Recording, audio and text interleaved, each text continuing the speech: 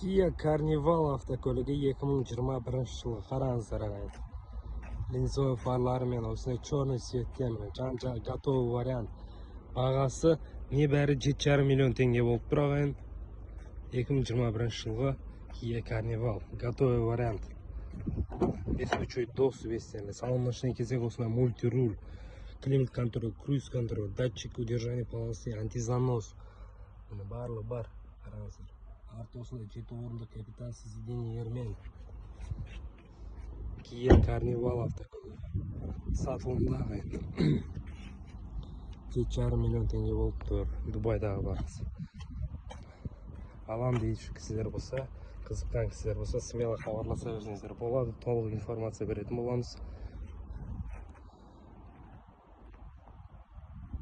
Әдем титановый дискілермен қараңыздар. Kia Carnival 7,5 миллионға сатылады ағайын.